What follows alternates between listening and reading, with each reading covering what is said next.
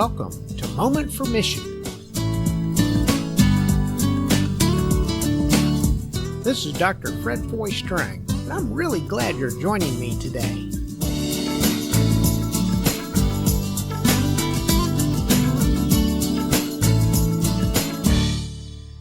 Well, we've covered a good bit of ground in these last weeks. So today on Moment for Mission, I want to give a brief recap of where we've been and a brief summary of episodes 22 to 33. For today's Fred Foy fact, I want us to look at the dictionary. According to the dictionary, the meaning of review is to view or see again or study again, to look back on, to go over or examine critically and deliberately with the possibility or intention of instituting change if necessary.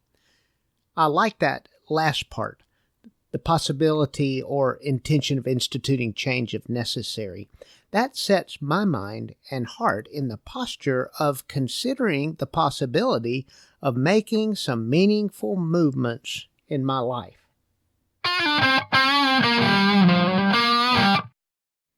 So let's get started with our review. In episode 22, I shared a world changer profile about Big Shorter, my late father, who was so instrumental in my and so many others' lives. His life mission was simple: to make a difference. Whether in his family, his community, or his church, he wanted to leave things better than the way he found them. One thing he told me over and over again: do the best you can with what you have where you are. In episode 23, I talked about team-based mission and how a strong connection with a set of people who also are interested in the same mission can be so positive for us. I offered a definition of team-based missions.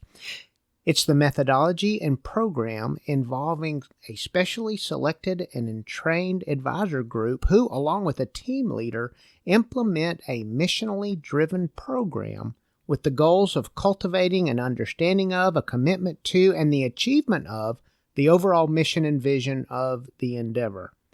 Or a short version: every participant is all in, every participant's valued in all ways, and every participant is empowered and freed to use their gifts. I encouraged us to think more about the we than the I. And I left us with a question: how can we gather and empower a team to join us in our mission? In episode 25, Leading Partners in Mission, I listed my daddy's top 10 characteristics of leadership. I've found that when I've led, as Daddy outlined, more like a servant leader, then I have had partners in mission who actually wanted the mission and vision to be accomplished just as much as I did. It might be worth a try for you or for your organization. In episode 25, Possibilities in Mission, I stated this: when you have 0% certainty, then you have 100% possibility. I went on to tell how I'm a person who likes to do things. I want to fix it. I want to, and I'm often able to use my mind and my skills to affect solutions to problems, and that in and of itself, in a proper perspective, is a good thing. Of course, there's a balance between being a good steward of the gifts and abilities that God has given and realizing at the core of my being that it is God who's the giver of all things, the good Father, the Lord of creation, the master of infinite possibility. But when I am overly focused on myself, on my abilities and my strengths, it leads to an unhealthy isolation from community and an overly inflated view of my own perceived prowess. It can become a place where I find myself thinking, hey, I got this. I don't need God. I don't need anybody.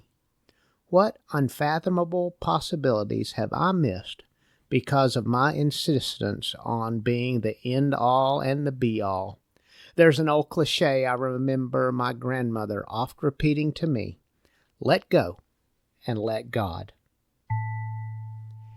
In episode 26, Interruptions as Opportunities for Mission, I suggested that perhaps our greatest mission is simply the person that is right in front of us. That many times interruptions are really a gift in disguise, an opportunity to connect with a life of meaning and purpose. I encouraged us all to try to remember these things. Other people are important too. Other people have wisdom and knowledge that I don't have and can help me in my own personal or corporate mission. And other people can inspire me and enable me in my mission. C.S. Lewis summed it up when he wrote, "The great thing, if one can, is to stop regarding all the unpleasant things as interruptions of one's own or real life." The truth is, of course, that what one calls interruptions are precisely one's real life, the life God is sending one day at a time. In episode 27, Mission and the Muse, I recorded a roundtable discussion with a number of my crazy but creative family while we were on a beachside family vacation. We talked about inspiration and vision and how those things are intricately connected to what we pursue and how we go about our tasks. We had folks from a variety of walks of life with a host of created giftedness share some pretty neat insights. If you missed this episode, I think it would be well worth your time to go back and check it out. In episode 28, we had a book review, Thinking on the Right Side of the Brain by Dr. Betty Edwards. The case is made that the right half of our brain is more intuitive and artistic. However, the vast majority of humanity and modernity is far more accustomed and comfortable with using the left hemisphere of our brains, and the left side controls and influences those things that are linear and analytical and digital. I shared that carving out time for the important things is critical to the success of my life and organizational mission. But when I am on constant task and I have a list a mile long that is only one of several lists that are a mile long, then I get to the end of the day and I'm really just tired out. And I just don't have my best energy remaining to devote to creativity and purposeful quietness. I concluded with a call for giving ourselves the time and the space and the place and the quietness we need to create. In episode 29, Busyness is Detrimental to Your Mission, I acknowledge that in modernity, most everyone seems really busy. Work and tasks are not bad things, especially when we enjoy our work and find it purposeful. However, as we can see and likely have experienced, it can get out of hand and become all-consuming. More work, whether at home, at school, at the job, in our volunteer efforts, can lead to more stress, and that can result in a lower quality of life. When we do not have the time to unwind or take care of our home or spend quality and quantity time with our loved ones or simply enjoy a book or a movie or a hobby, connect with our friends, then our life gets out of balance. This can take a real toll on holistic health, mentally, physically, spiritually, and in light of being able to focus on, refine, pray over, or even work on our personal, professional, or corporate mission and vision. When we're so consumed by busyness, then we are only left with the dregs of life energy to put on the things that are really the most important, our mission and our making a difference.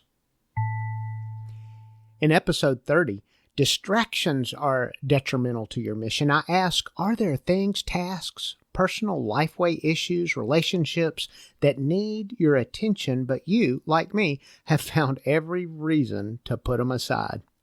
While interruptions can be opportunities to further our mission, distractions can also deter us from it.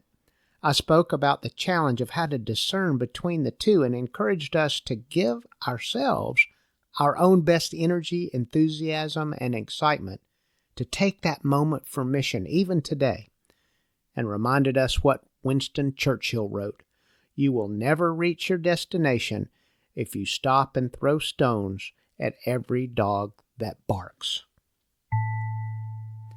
In episode 31, self-centeredness is detrimental to your mission. I distinguish between the positive practice of self-care and the negative attitude and subsequent practices of selfishness. Selfishness can be detrimental to our organization's mission, and most often is. When I have to be right, the boss, the person large and in charge, when I am overly critical because I have to have it my way, when I set unrealistic, even unattainable expectations and bash myself and others when they are not realized, when I'm not willing to hear a critique or even consider an alternative viewpoint or discuss or disagreements, when I'm this selfish, then I'm stymied. I'm bound to remain where I am without progress in my vision and mission. And if I choose to continue in a self-focused, one-sided transaction mode, then I will lose my partners in mission, my supporters of my mission, and my proponents for my mission. In episode 32, poison people are detrimental to your mission. I said when poison people come into contact with healthy people, the healthy ones are the ones who suffer. In fact, if poison people are allowed to continue contact with an individual or an organization, soon there'll be a withering and after that, a death of the once healthy individual and team members. I went on to give a number of suggestions of how to deal with these types of folk. In episode 33, going with the flow can be detrimental to your mission. I said that when we allow ourselves to simply go with the flow without careful, creative, critical thinking, then we can be at risk of forfeiting our mission and clouding our vision. When we allow ourselves to be swept up into the mass morass of muddled minds, then whatever good thinking or good intentions our or our organization's missions may have, it easily flies straight out the window. It's really easy, however, and you know as well as I do, to get caught up in those loud voices, in the crowd consensus, and just go with the flow. But it's better to pause, to take that moment for mission, to think through, to pray through, to discuss through with confidence, and more often than not, go against the flow for the furtherance of your mission and the betterment of this world. Phew! That's our big review of the last episodes of Moment for Mission. I hope it's been a helpful exercise to review some of these high points. Join me next week, and if you're finding it valuable, I'd really appreciate you sharing this podcast with your friends and networks. This is Dr. Fred Foy Strang. As always, thanks for listening, and I hope you have a really great day.